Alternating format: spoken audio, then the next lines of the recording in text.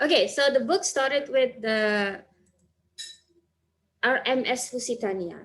It was not a Titanic, but it actually sank close to the year when Titanic sank. So Titanic sank in 1908, and then Lusitania sank in 1915, 15 of May 1915. So the route was from Liverpool to New York City.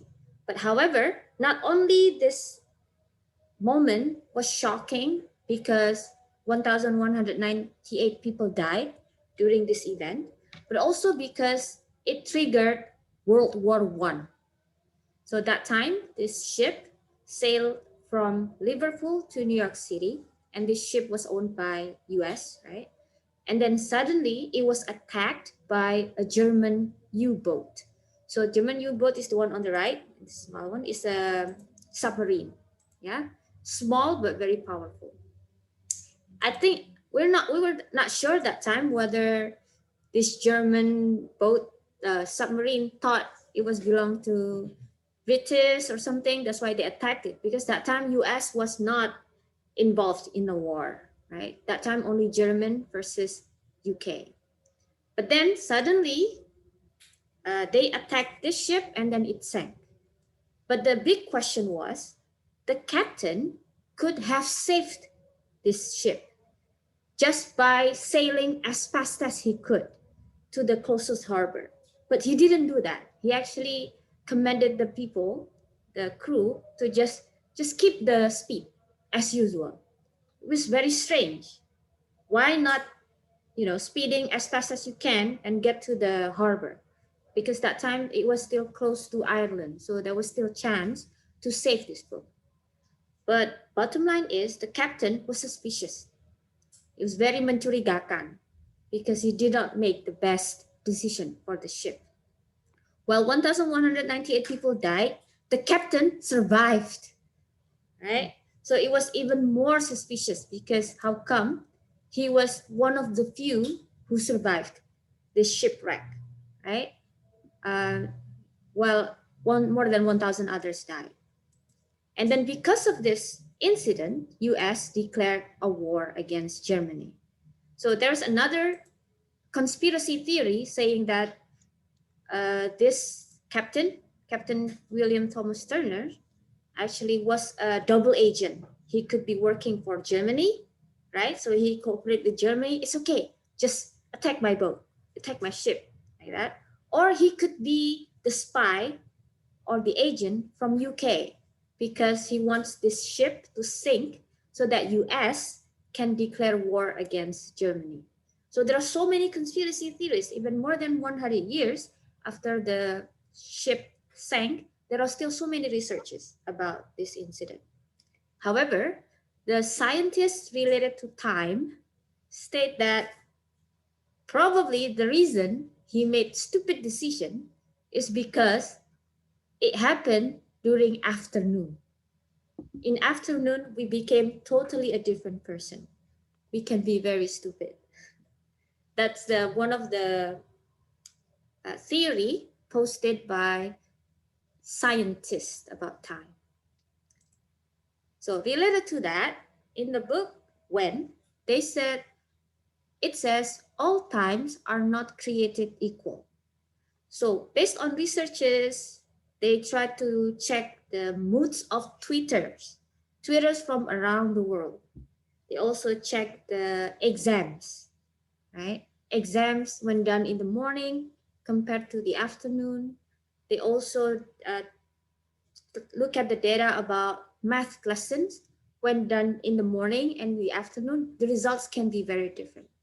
They also check the dynamic of the stock market, for example, right? And they saw that the same pattern. And then last but not least, in hospital, a lot of malpractices or mistakes in surgery and giving medicine to the patients happen in the afternoon. So afternoon is actually a dangerous time in general or in a lot of fields. So generally, this is how every day looks in terms of mood, performance, and motivation. In the morning, our motivation is generally at its peak.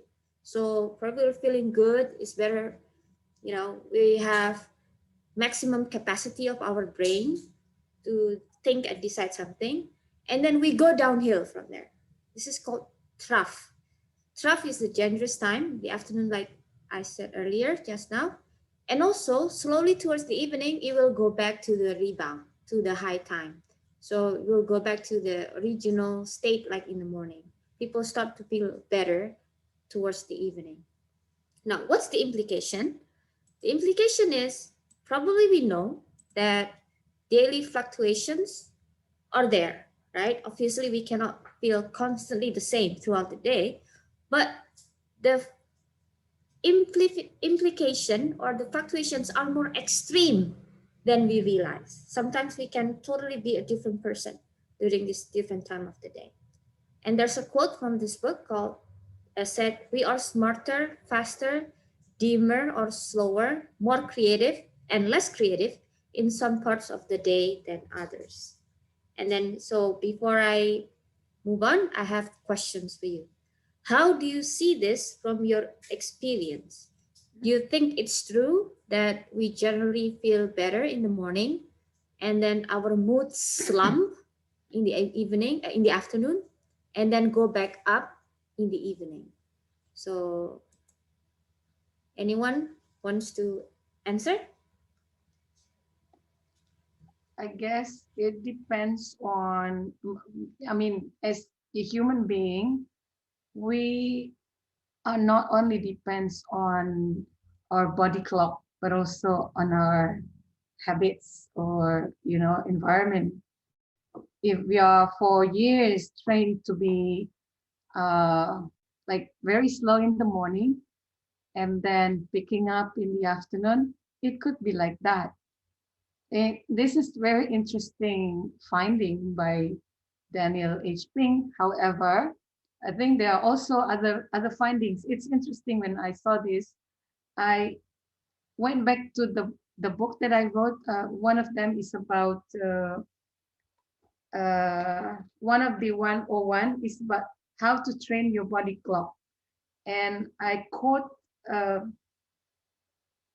a research by a professor called Michael Smolensky from University of Texas, Austin.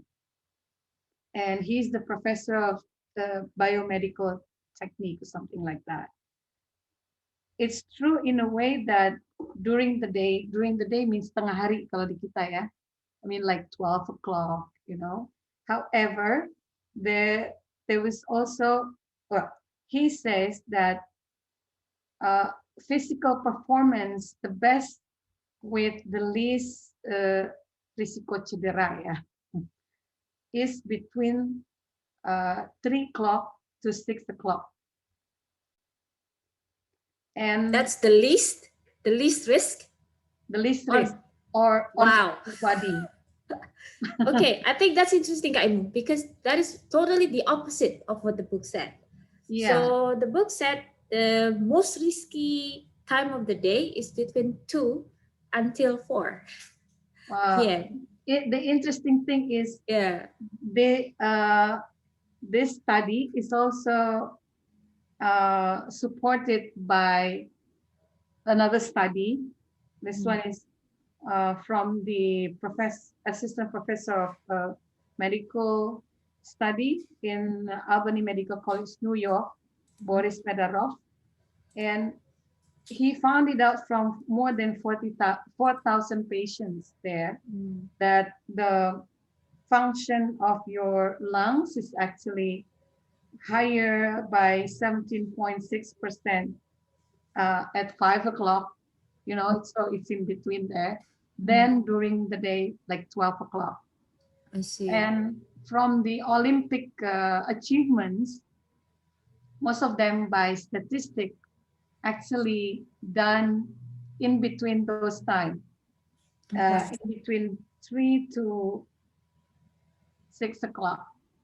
Okay. I So don't know. yeah, it's really interesting because I think both of them are scientific, but the results can be very opposite. Yeah. So I think that's interesting. But it's not our job kind of to be head to head on this Of because course. it's their work. Yeah. But in this book, generally said 7 hours after we wake up is the most difficult time for our body to handle difficult tasks. So it Mm. really depends on what time we wake up, obviously. If, like me, I woke up like 11 a.m. on Saturday, then my lowest time will be at 6 p.m., right? So I think probably that is the. Okay, so I would like to invite, thank you, Kaimu. Can I invite one more person to answer? Like, how do you feel during the day? Is it high in the morning and then low in the afternoon and go back to high in the evening? Do you experience the same thing or not? Come on, don't be shy. Owl, talk, owl. No one? Okay, let's continue, yeah? Because I have still a lot more. Okay. Okay, the next one is,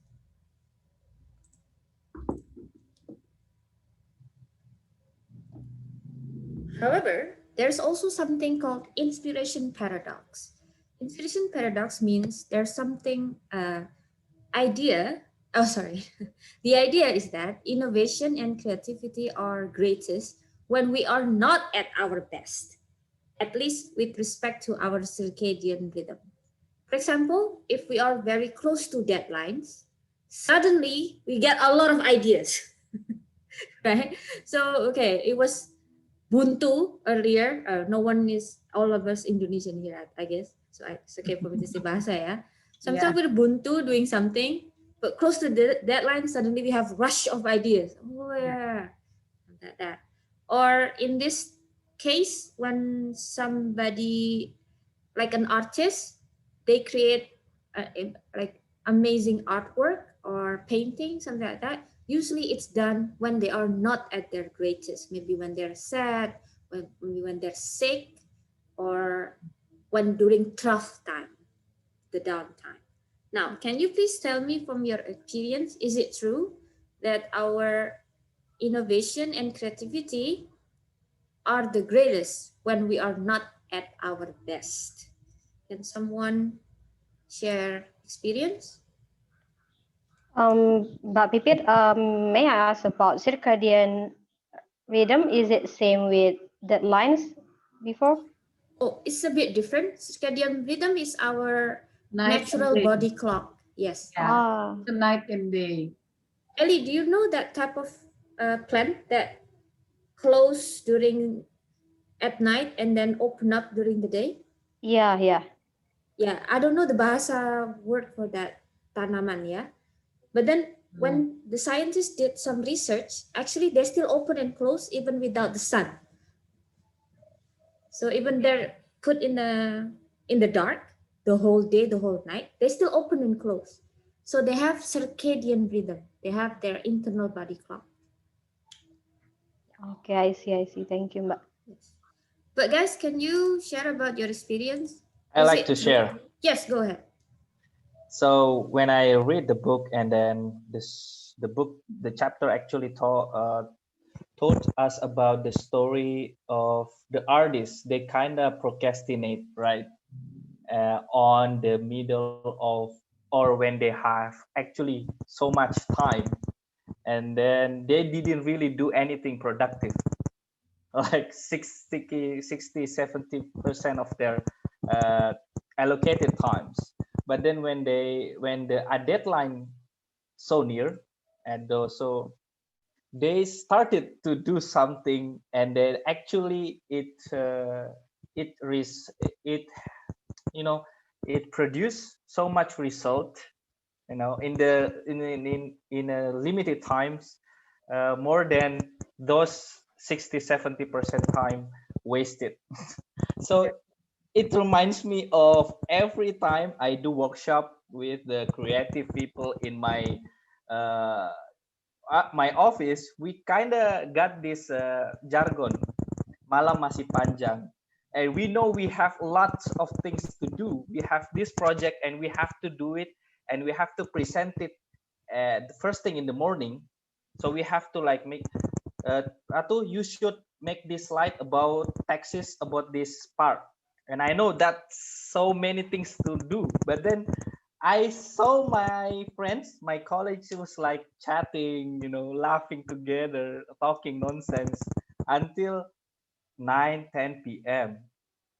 And then suddenly people turn into their desk and then do it almost to 3 a.m.s, almost not sleeping. But then they done it, they completed the task. Yeah. And so I agree with it. So I agree Yeah. with it. Thank you. Yes, Go ahead. Yes, go And ahead, Annie. Mas Ratu, maybe we call it the power of kepepet. And Yeah. I really agree about that because I think I do the same thing. The power of kepepet, same. Yes, actually, I think a lot of people can confirm and witness that all of us have been in the kepepet position, right? And then suddenly ideas and our performance become better. And the reason why the Zoom room opened 5 minutes before 7, because I also did this presentation very last minute. However, the book give us warning. So for all of these things that suddenly become really good close to the deadline, only those that need creativity. So we cannot risk something more serious. For example, if you're a doctor or we're an architect, we cannot rely on doing something close to the deadline, because if our counting is wrong, maybe the building will collapse or something, right? So I think we need to be more careful which one can be done close to the deadline and relying on that rush of ideas, and which one is not. Okay. And Okay, so Pipit, can we, if I yes. may, just quickly, I think it all depends on the personality for people who choose the work in that kind of line, like architect, uh, doctors, for example, or financial consultants. They have this personality in which everything has to be prepared, while artists, because they need this, is because of their personality. They are perceiver in Mm, comparison to the judger who needs everything planned.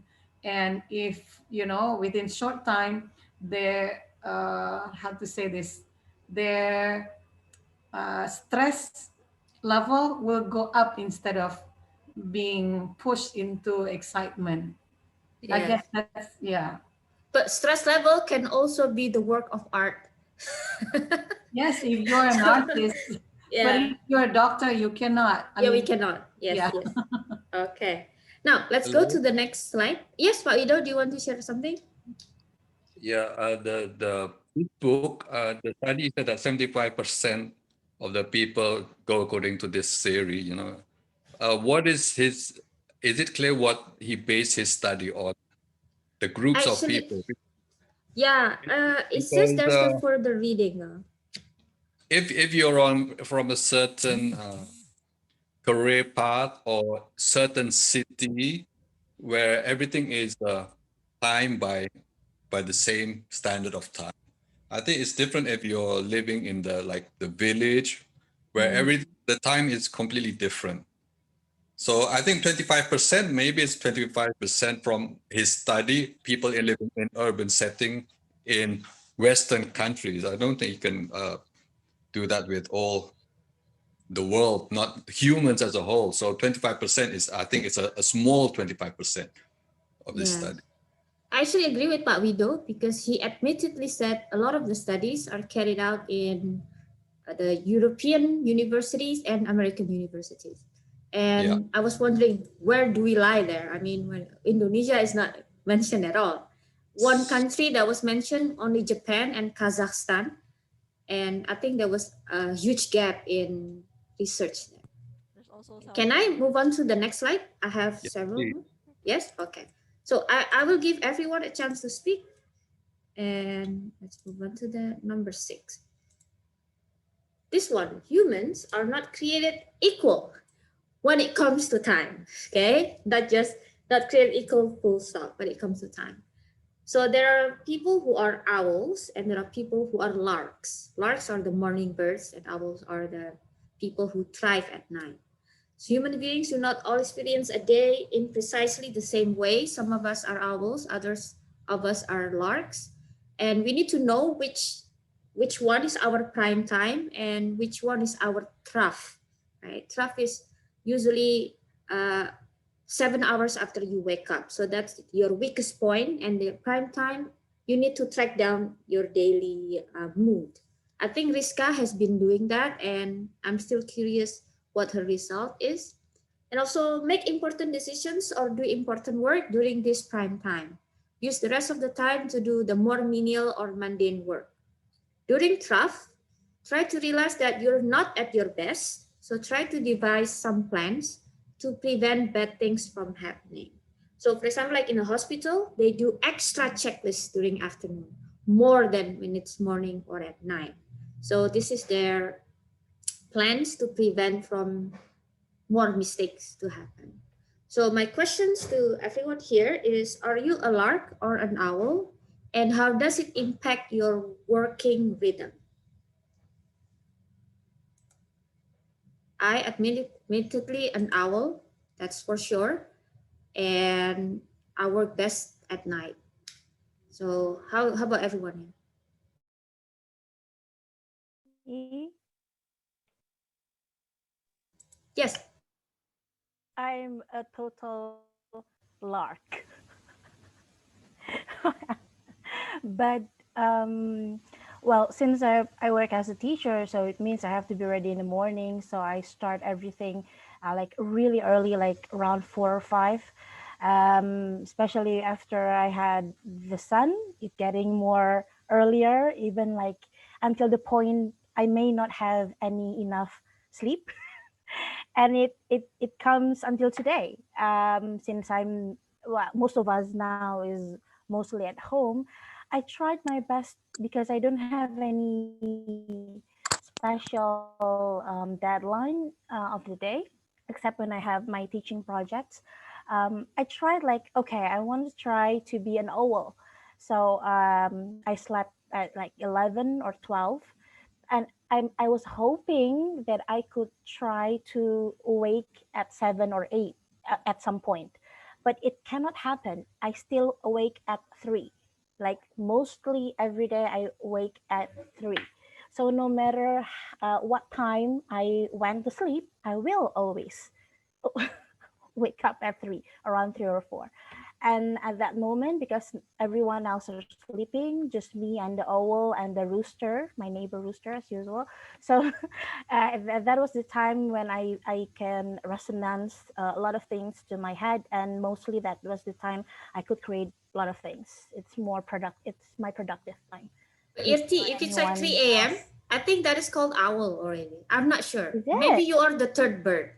So third bird will come Oh, next. Yeah. So third uh-huh. bird is somebody Ah, that is kind of in the middle, right? Iska, can you ah. confirm? Hello, Rizka.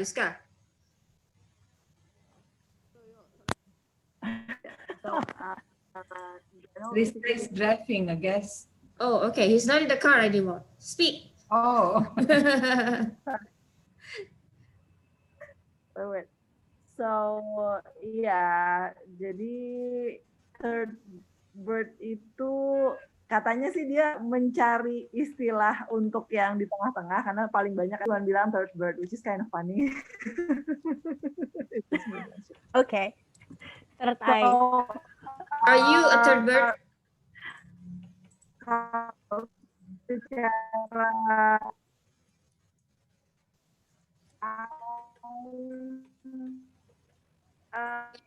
Can you hear Rizka or is it just me? now I know I'm alright. broken.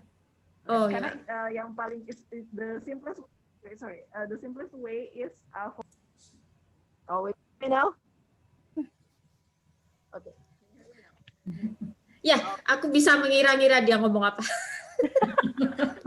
Kita mengira-ngira. Okay. Broken, Riz. Yes.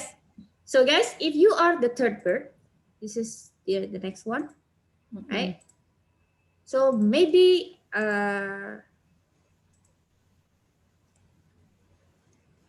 if you're the third bird, I am so jealous. The third bird is somebody who can be flexible.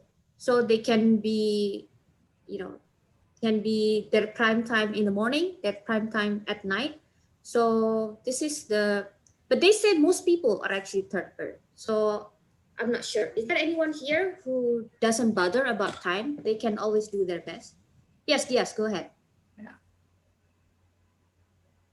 I think it's just about habit and training because uh, I Yes. don't I don't really count in one day as a morning and evening anymore. It's just a matter of what time I should wake up and what time I should go to sleep. That's the only thing I care about. The rest is just a bonus. If I have day off, then I can sleep longer.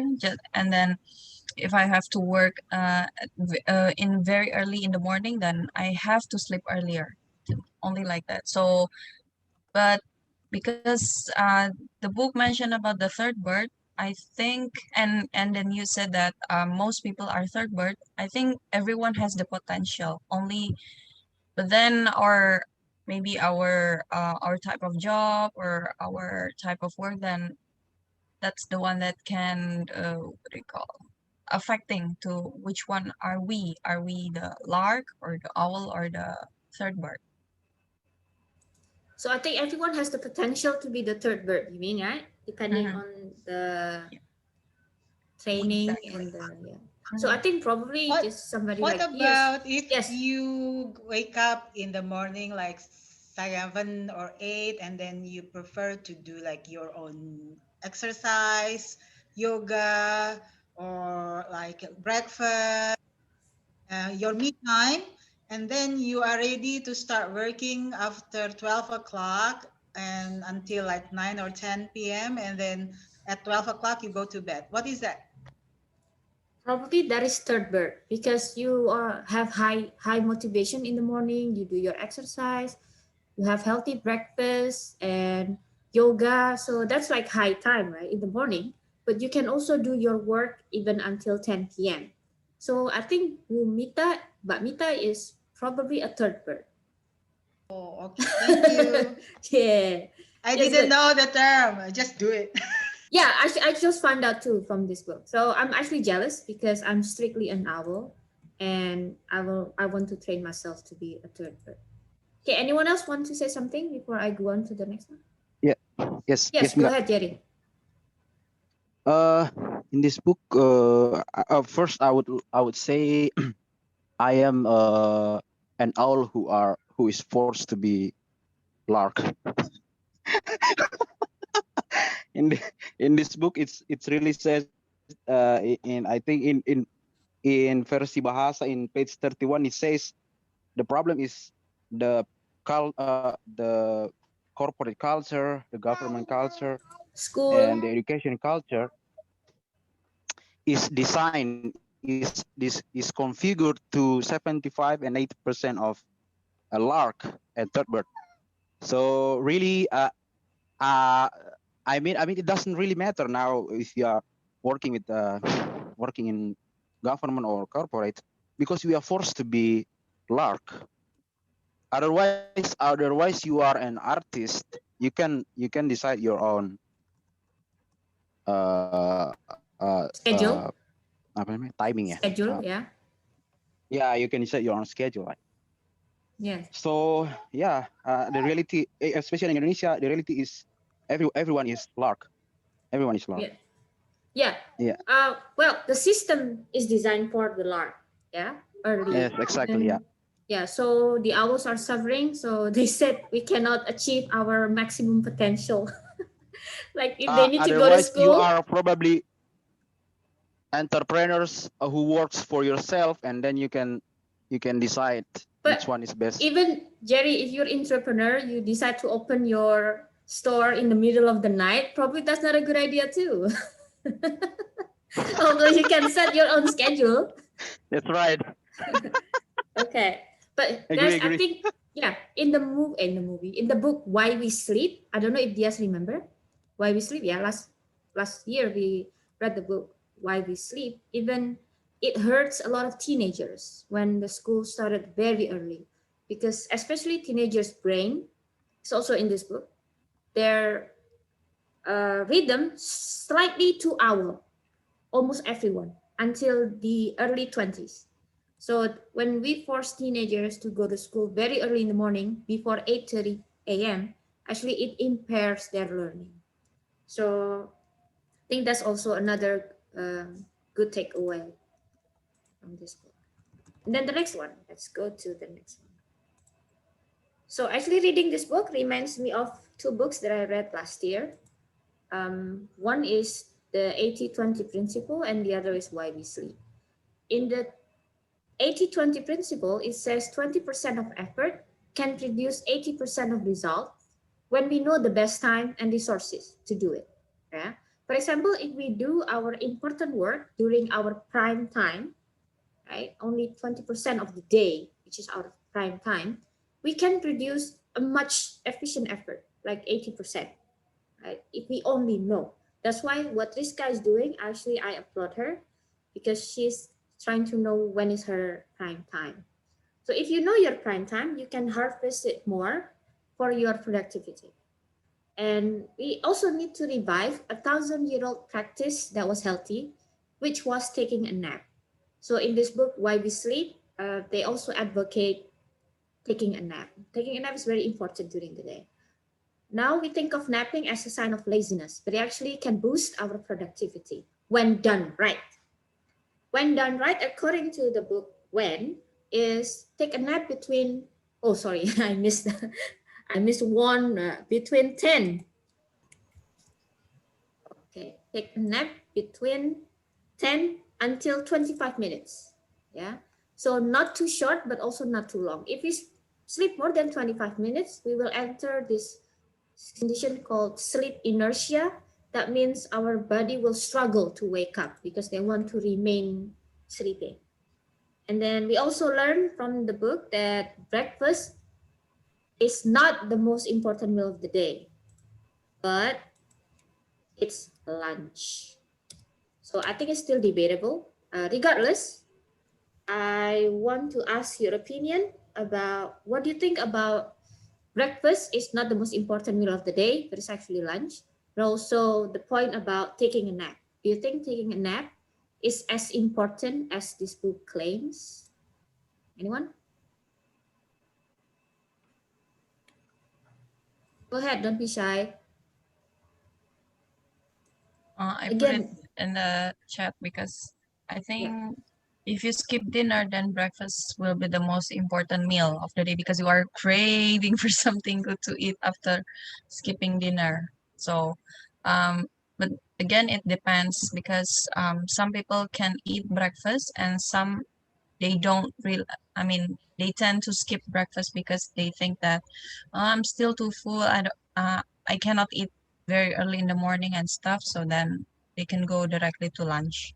Okay, so I will post a little, not poll here. It's too long to make a poll. Can you Can please write it can in the, I add? yes, go ahead, Babita. Especially about napping, because I'm currently reading this book, Thrive, by Ariana Huffington, how she defines success. And I mean, I just found out, yeah, and I'm surprised that a lot of people actually in this modern world, we are lacking productivity, and then we are sick, we are stressed, we have diabetes, we have high blood pressure, and family are falling apart. And everything like that is due to lack of napping and sleeping. So it's interesting that how important actually taking a nap and sleeping for us, because it increases our productivity and not decreases. Where on your side it says that many people think that taking a nap is being lazy. Actually, it's not. Taking a nap helps us to be healthy, to be more productive, and also to be happier. Here it says over 30% of people in US and UK are not getting enough sleep. And according to a study, sleep deprivation reduces our emotional intelligence, self-regard, assertiveness, sense of independence, empathy toward others, the quality of our interpersonal relationships, positive thinking, and impulse control. And for example, many people in medical area, the medical staff such as doctors and nurses, I have experienced that they usually don't sleep during the night, but they have to work again in the morning. As the consequence, I've had experiences that one of the dentists almost broke my jaw, and also the other day that I had like some kind of malpractice towards me by a doctor. So I think this is due to this. Actually, medical staff are the most stressful people at the moment. They need to sleep. That's Yes, my input. I actually agree, Mbak Rita. In the book Why We Sleep, they highlight a lot about medical community because they worship people who lack of sleep. So when doctors are in training, they are trained to be okay. You sleep only 3 hours today or 1 hour, like that. So they kind of pride themselves of being lack of sleep in the book Why We Sleep, and that actually results in a lot of lawsuits because a lot of malpractices. And it's related to the next one on the slide. So let me move on to the next one. The next one on the slide is, uh, it's a long one, but let me highlight the part that I think is interesting. The last part, breaks are not a sign of laziness. In this case, is taking a nap, one of them, yeah? But it's a sign of strength. That sleep, that guy who, that sleepless guy, okay. That sleepless guy was not a hero. He was a fool. He was likely doing substandard work and maybe hurting the rest of us because of his poor choices. So this modern era seems to worship people who are workaholic, yeah, so who lack of sleep. But actually, we should not applaud their choices of lifestyle because they can endanger other people. Even as simple as when they're driving, they will be probably sleepy and put other people at risk, right? So I think this is something that needs to be highlighted from this book. And also, we need to plan our breaks. So I heard Ratu also realize about the same thing. Uh, Most of us do not plan our breaks. It's decided by our boss or our office schedule, right? But um, there's a reason we need to plan our own breaks. The first one is if we stick with a task too long, we lose sight of the goal we're trying to achieve. This is called habituation. Short breaks from a task can prevent habituation, help us maintain focus, and reactivate our commitment to a goal. According to research, working for 52 minutes and then taking a break for 17 minutes is the best. So this is according to research, 52 minutes working, 17 minutes taking a break. And then the next one is sitting. Sitting is the new smoking. So dangerous. I actually, admittedly, I do this too often too. So sitting too long during the day is a clear and present danger to our health.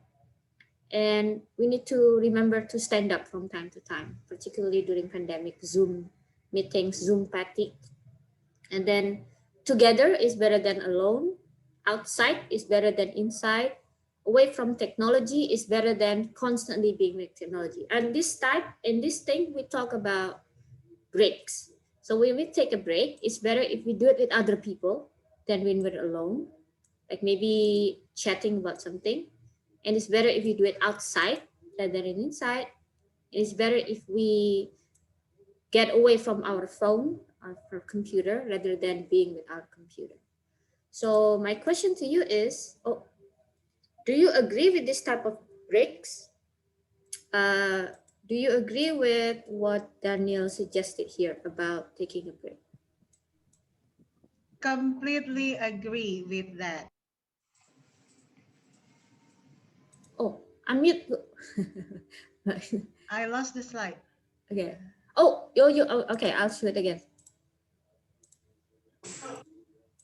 especially the second point, sitting is the new smoking, a clear and present danger to our health.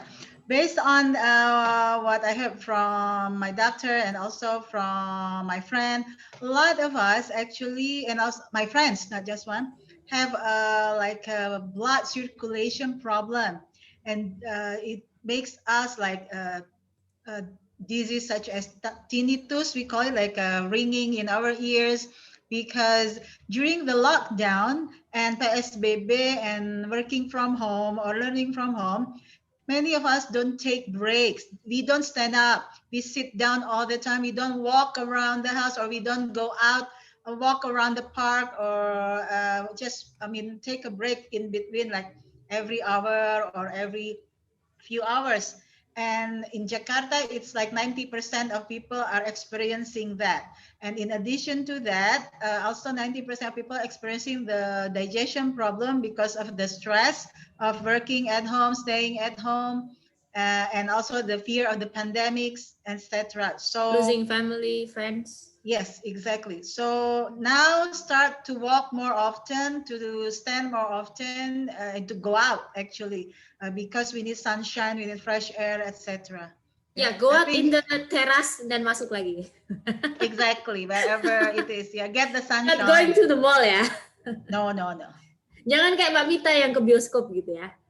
no, and don't eat out like Yeah, your I'm guest. guilty. He Yeah. got COVID, the whole family after they Yeah. ate outside. Yeah, he told us yesterday.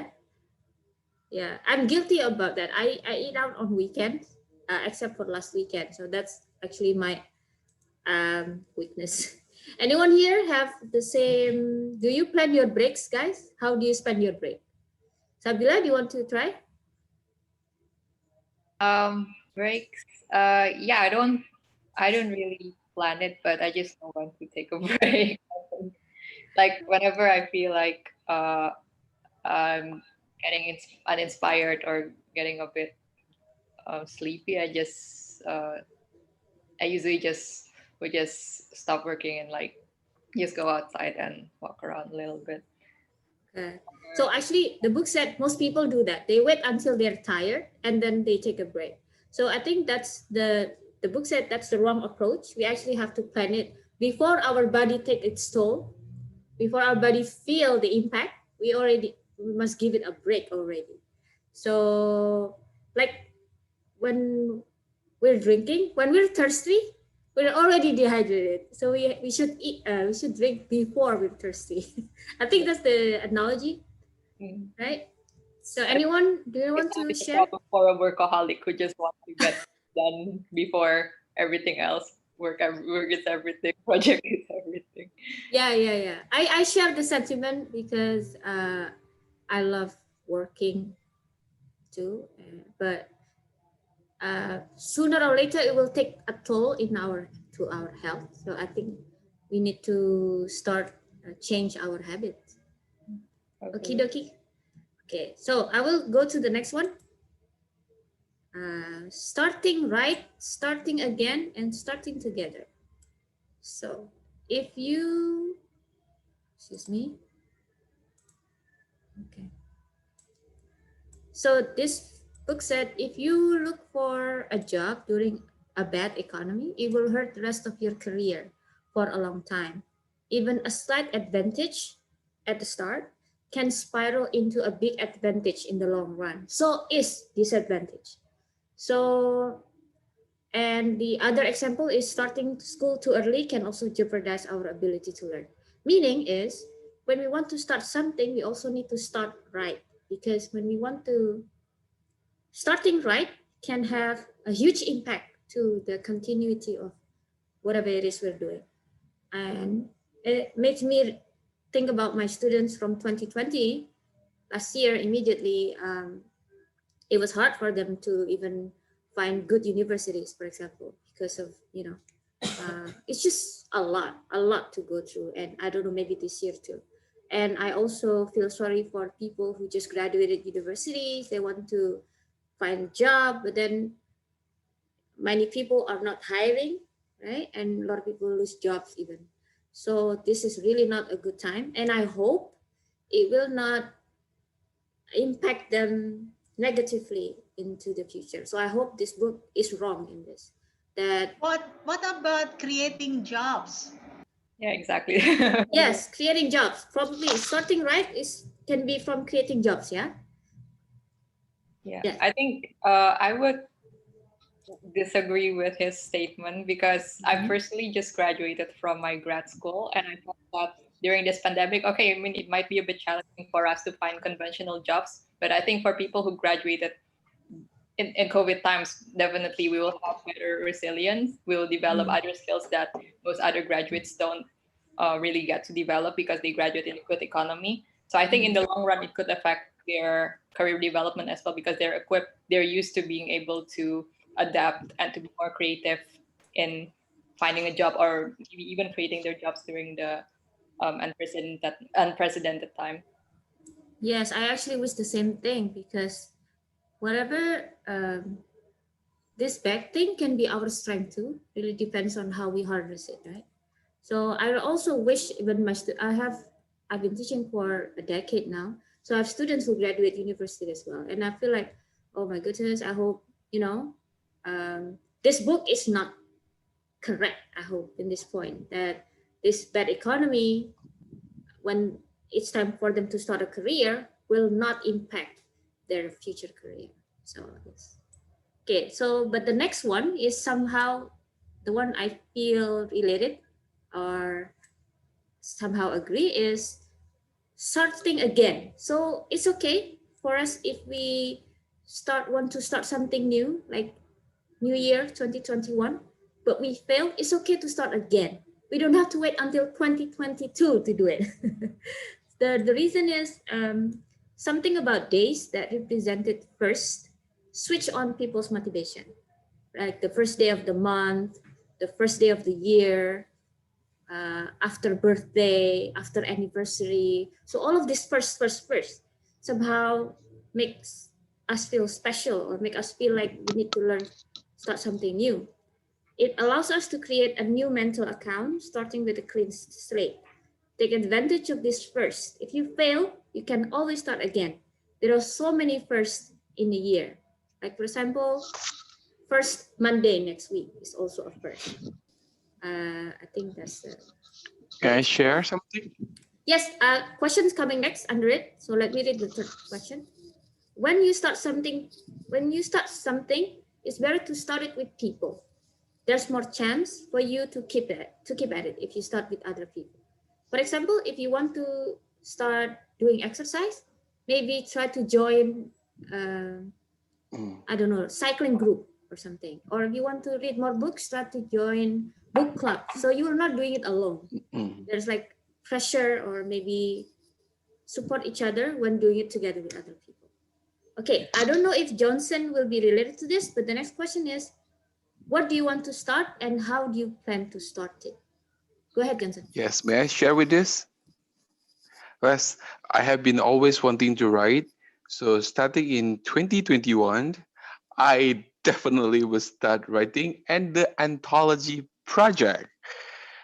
I'm sorry to propose a question earlier than I supposed to, but hey, guys, you have extra times. Let's write the anthology project together. That's my resolution for 2021. Back to you. Johnson, what's the okay. title finally It's for related. this anthology? Oh, I don't want to steal the time, but we'll discuss after the session. Yeah. Actually, we still have a lot of time, and my slide is almost finished. I think we have enough time for the anthology. But what Johnson said is actually very related to this page, because if you want to start something, you will be more successful if you start it together with other people. So I think that was what motivated Johnson to keep pushing people. Yes. When I was still in the bereavement period, he actually, Pipit, can you please check this document? And I'm sorry, I haven't got back to him until It's now. okay. No. I have been writing a few journals, technical journals before, but Okay. writing is something in the back of my mind. So I guess when reading about this thing, when to start, anthology is the best way to start, and hopefully to get the support of all these friends here. Yeah, Johnson, what makes you want to write? I think it's something to convey to share with what we have known, hopefully can improve myself with the surrounding together. It's not just myself because once you write out, you find a lot of mistakes, and people hopefully will give you impact to grow together. Okay, that's a really good one. Okay, thank you, Johnson. Now, anyone else? You want to start something this year, and how do you plan to start it? Anyone who has not spoken? Miss I T? want to. Oh, go ahead. Sorry. Yes, go ahead. Me? Okay. It's not actually a start, but I want to restart doing the philately because uh, after the KonMari that I did, the one that I show you the the messy pictures, I discovered some of my old albums of stamps. It used to belong to my grandma, and then I decided to take it over because I wanted to make it more neat, and then I can put it in the album. But then the motivation starts getting low and lower and lower because I cannot find anyone else still doing that. And if there is someone who's still doing philately and collecting stamps, most of them are like way above my age because they were the one who experienced writing letters and having pen pals. And nowadays, it's not really relevant anymore because people are communicating by emails, by by chats, and not by postcards anymore. So um, that's the thing that I'm still really working on because I have to find another one or two friends just so that I can have the stable motivation because stems is very small and very tiny, and some of them are in their fragile state, if I can say that, because the edge is very super thin, and then if just like if we are sweating when we touch it, then it will affect the whole color, and it will affect the whole patterns, and then actually it will ruins everything because of like small tiny sweats, or if it's if we do it if we do the album below a very what do you call, the lamp, which is very Yeah, bright big, light. and then it very bright, it will affect it also. So it seems like small tiny things, but it's very difficult. So then I still need the proper knowledge and then the proper techniques to in order to preserve that one. Okay. Yes, is it correct? There is Museum Prangko in Jakarta? We have it, the one in near Kemayoran, but I don't know. They're not really as active as before because the what do you call, the peminat is getting very very low, and most of them are very seniors, and no one is going to make the make the traditions going on, at least in their family. So I think yes. What this situation you can take advantage from it. It can work from your advantage because only few people are doing it. That means they stop doing it, right? You can offer to buy their collection. They don't do it anymore, right? They stop doing it. So let me buy your collection since you stopped doing it, right? So I think probably that's a good opportunity. And okay, that's a good idea, I guess. yes, and I hope you find a group so you can be more motivated. Yeah. Thank you. All right. So let me share the next one. Thank you.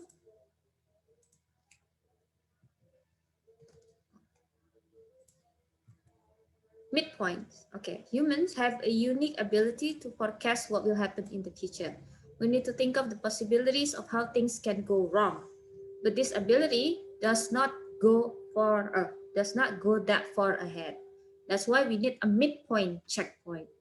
How you and your team perform during midpoints can significantly impact results. Our midpoint can boost our motivation or deflate it, depending on the situation. So beware of midpoints. Don't let them remain invisible. So most of the time when we plan something, we just plan the end. Okay, by the end of this year, I will lose 50 kilograms. So I think what the book, just for example, but I think what the book wants or suggests is we also need to decide the midpoint goal and review it. So my question to everyone is, when you set a goal, do you include midpoint too? Is this like a milestone, like in what, January, February, March, something like that? Is that what midpoints Yes, are? I think that includes. How about you, Mbak Mita? Do you do that? Do you do milestones? Milestones goals? Like for example, I shared it in AAA that this year the most important thing is for me to continue the Teka-Teki program with Mbak Imung. Mbak Imung is the founder of Teka-Teki. So every week we are gonna invite one guest to speak on Instagram, and then I don't use midpoints, but I have 10 actions that I have to consistently do to achieve those targets. So for the whole year, every week we have that Teka-Teki program on Instagram. So I don't know if they are midpoints or these actions or not. I think probably that's even better than midpoints, because midpoints is right in the middle, but you do it even more frequently, right? Yes. Okay. Is it the one with Miranda? Is it the one of it? Yes. Yes. We have I Miranda, saw it Mbak on Imo, etc. Yeah. okay. Oh, you saw it. Maybe Yes, you should be our guest too, yeah? Oh, I don't know, Boo, but yeah. Thank you. Okay, so anyone here, when you plan something, do you just plan the end goal or do you plan also midpoints? Hello, Kak. Can I Yes, can go ahead, I Jerry. add? Usually, I'm just sharing my experience in my workplace previously. So usually the midpoints comes when we need to evaluate, are we on track or not. So sometimes it's when set up a goal, we don't really consider the midpoints. Only if a moment somebody or we all realize that I think we are a bit off track, and then we decided to do the something. midpoints. I think that's my share. Oh, the moment. You mean the moment? We seldom. It's rarely. Yeah, effect. Yeah, we are running out of time, so we need to get back on track. So most of the time, effect is there. It's not intentionally planned. Yeah, but this time we need to plan it. So, yeah, according to the book, we need to plan it. Yeah. So for others, probably who were not familiar with the point is when we're halfway to the deadline, but we haven't achieved much. That will be like, what have we been doing? Why is it so still far away from the goal? So that's it. So this moment can increase our motivation, can also deflate our motivation. Depends on the way you look at it. Like, it's too late, I'm never gonna make it. So do that, but also let's sprint to the finish line. We also can do it. So yes. Okay, the next one is interesting, I think. I quoted from Shakespeare here. All's well that ends well. The close end of time seems to trigger a re-energized pursuit of significance. At the beginning of pursuit, they are generally more motivated by how far we have progressed. Oh, why is it the grammar so crazy? We are. Now this is very last minute self-evidence. We're generally more motivated by how far we have progressed. But at the end, we're generally more energized by trying to close the small gap that remains. So this was related to what we discussed just now. But the one that I think interesting is a good ending swayed people to see the actual whole process. So for example, you know two guys here. On the left, the bad guy, and on the right. This Satan on the left, say for example, both of them are 50 years old. Yeah. The one on the left has been kind almost his whole life. For 45 years of his life, or maybe for 49 years of his life, he was very kind. But suddenly, the last year of his life, he became a bad guy. And the guy on the right is the opposite. For 49 years, he was evil, but then the last 1 year of his life, he became a good guy. So, which one do people prefer? Now, because it's so important, I'm just gonna say it in bahasa. Jadi, ada dua orang, umurnya 50 tahun. Satunya, 49 tahun hidupnya tuh dia baik banget ke orang-orang. Tiba-tiba 1 tahun terakhir dalam hidupnya, dia tiba-tiba jadi orang jahat. Sedangkan satunya, 49 tahun hidupnya, dia tuh jahat sekali ke orang-orang. Tapi 1 tahun terakhir hidupnya insaf. Jadi tiba-tiba baik ke orang-orang. Nah, ketika kita disuruh memilih, mana yang lebih baik di antara keduanya ini? Come on, thoughts? Yang terakhir 1 tahun terakhir jadi baik. Oh, kenapa? Padahal dia jahatnya 49 tahun loh, baiknya cuma 1 tahun loh. Why? Kenapa pilih itu, Rizka? Karena percaya redemption, kayak apa ya namanya, pemuli apa ya bahasanya apa ya, ya redemption lah ya gitu kan. Jadi dia insafnya emang pas belakangan gitu. Jadi ya mempercayai terakhir dia jadi dikasih kesempatan untuk masih jadi baik gitu sih kayaknya, Mbak. Iya. Ada yang lain? Siapa yang lebih memilih 49 tahun jahat 1 tahun baik, apa 49 tahun baik 1 tahun jahat? May I? Ya, silakan dulu. Yes, I think I'm the same with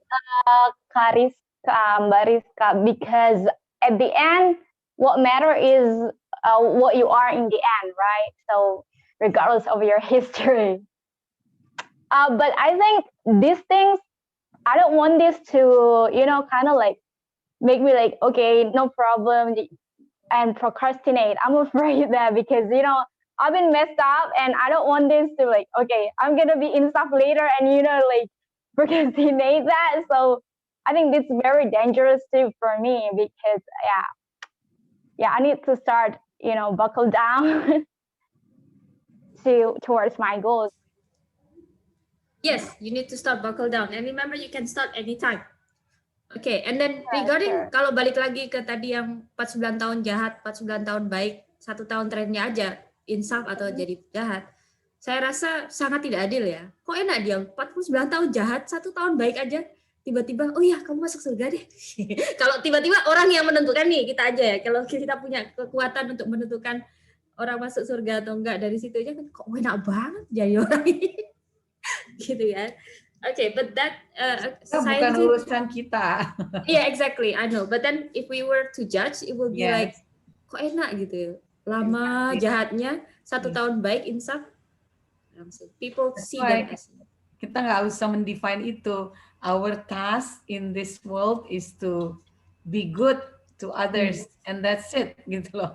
Perkara mau ditaruh di mana, we belongs to God. Let God decide, not us. Yes. Well, although we don't let him decide or her decide, we have no choice. Right? So I think. Pipit, can I add? I think both of them depends on how they affect other people, because I don't know, I just have the experience that I have known one person very professional, very kind. for a few months, and at the end of his work performance he became a bit evil, yeah, and that caused me to be mentally, personally damaged. And so it's like the one that was 49 years being an angel and 1 year being an evil.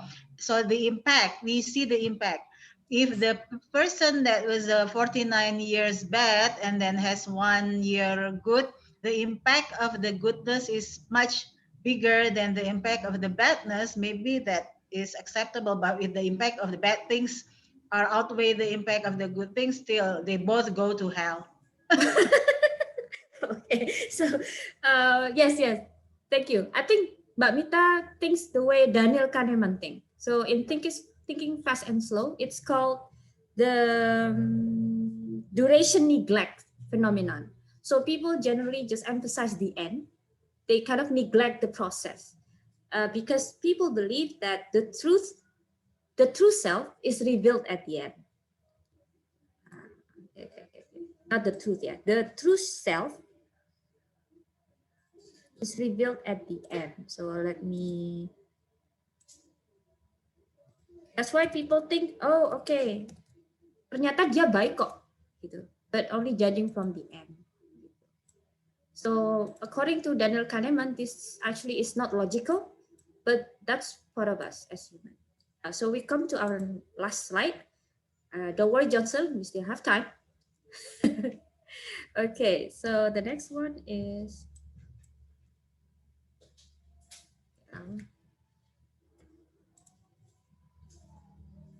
okay, so group synchronizing. So this is a play word based on thinking fast and slow, but this is synchronizing fast and slow. It says that group syncing, I don't know how to say it, requires a boss, someone above and apart from the group itself to set the pace, maintain the standards, and focus the collective mind. For example, like in an orchestra conductor or a rower leader. And this book makes analogy of a rower competition. This is pretty interesting to me. In rowing competitions, most of the participants even cannot even see the finish line. So they totally look at the opposite direction. The only one who can see the finish line is just the leader, the one who give the aba-aba. 1, 2, 3, go, go, go, all of these things. So I think it's really interesting. It requires a lot of trust and a lot of respect to this leader, yeah. And also we need an external standard to impose discipline on us. Otherwise, the work will be chaotic. So for example, there are people in the West who choose to go to their work by public transportation because they know, okay, train leaves at 7. Like it or not, I have to wake up before that. If not, I will miss the train. If they just use their own vehicle, they feel like they don't have, nothing can impose the schedule on them. So this is one of the strategies. And also the sense of belonging to a tribe is really important. The feeling of belonging boosts job satisfaction and performance. And the last but not least is what I really like. I think the last line from the book. I used to believe that timing was everything. Now I believe that everything is timing. At this point, I don't have any question. But if you want to share anything about being a leader and how to feel belong to a group or how to let other external factor to regulate your discipline, if you want to share, go ahead. I would choose somebody who has not spoken. Yeah, Ratu, did you speak earlier? Once. Once. You want to speak again? So basically, at the end of the chapter of this book, it talks about thinking intensives, right? About remembering about the past, also about embracing the future, to treat it as a whole, not just live in the present without actually thought about the past or not worry about the future, but all those three things we need to take into consideration. And it was like, for example, uh, the present moment that we thought like so trivial for us maybe will be a good present for us in the future. So it's like I remember I was reminded of making that I'm doing a bullet journaling, and it was like, oh, this is so true. Bullet journaling helps me to remember of the things that I've done, so I can reflect and also to prepare things that I need to do in the future. So it's like this book talks also about it. So all in all, enhance our present moment to when the book said that if you live in the present, when you were still thinking about the past and also about the future, everything seems slow. How to say? You enjoyed it very much. And it was like, oh, this is so true. When I'm doing bullet journaling, I was kind of like so enhance my present moment, and that's so great to do some journaling about things we need to remember about the past, also to record what we are doing, what we are feeling. And sometimes when I look into my bullet journal and I saw silly moments, things that makes me angry or happy, it was like, oh, this is so relaxing to read. So this actually a good ending of the book. uh, Yes, thank you so much. So be present. Yeah, be present. I think that's also related to what the book Diaz read last month from Tinch Nih Dit. Teach not Han. It's not hard. Like, you cannot blame me for not remembering his name, man. His name is a Okay. hell to pronounce. It's okay. But I also yes, have I difficult want to. times to pronounce it. Okay, I will have a comment for you, Diaz. You said you just did KonMari, yeah? You did KonMari, but you want to start doing philately again. That's a bit the opposite, yes. KonMari is Sentimental, you right? did. That's No, the result after KonMari. It's you fulfill. discovering, donating, but then I discover also, wow, this is the things that I've been looking for, the sentimental. So you kind of In which one is category. which one you appreciate, which one you Mhm. don't, you give it away. Yes, Okay. I thought exactly. like the point of KonMari was getting rid of as much as you can, but now you I want to think that's collect. minimalist. I think, and then the minimalist is from the book Goodbye Things, also Japanese, but this one is a guy Fumio Sasaki, and then the KonMari is Marie Kondo. But then few things about Marie Kondo is the one that we laugh about the memes, right? When she said, ideally keep no more than 30 books. Who Yeah, does but that? 30 books only in the bedroom. Only 30 books in the bedroom, 30 books in the kitchen, 30 books in the Exactly. What do you mean 30 books? Keep Yeah. 30 books. No way we So- can do that. Okay, thank you. So guys, so let me close this discussion. Generally, to be honest with you, I don't really enjoy this book. If I were to rate it, only 3 out of 5. But thankfully, it's quite short, so I could finish it without sacrificing too much time.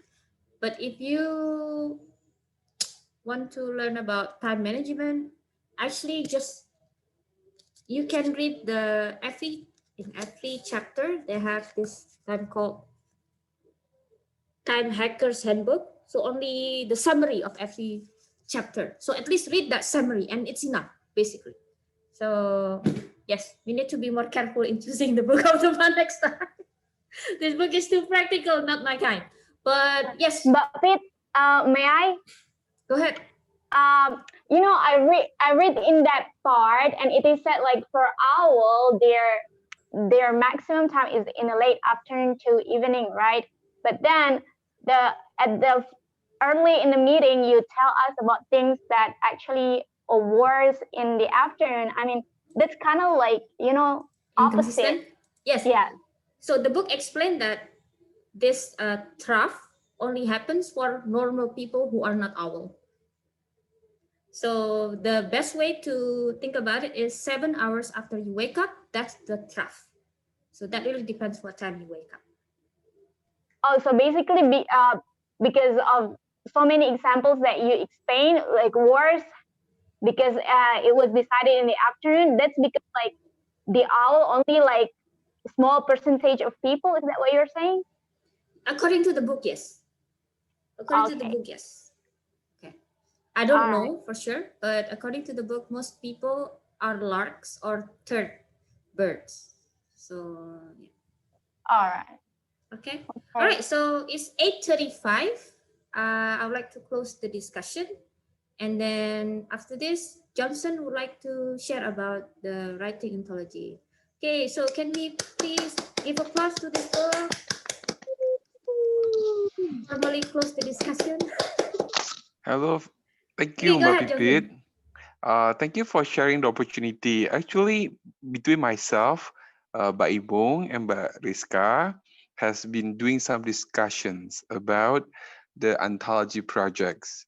So, and in this forum, we are open for all these book lovers or bookaholics to share. Uh, it is about timing, about start writing together. Hopefully, we can collaborate and make a better use of our extra times when the pandemic is going. So maybe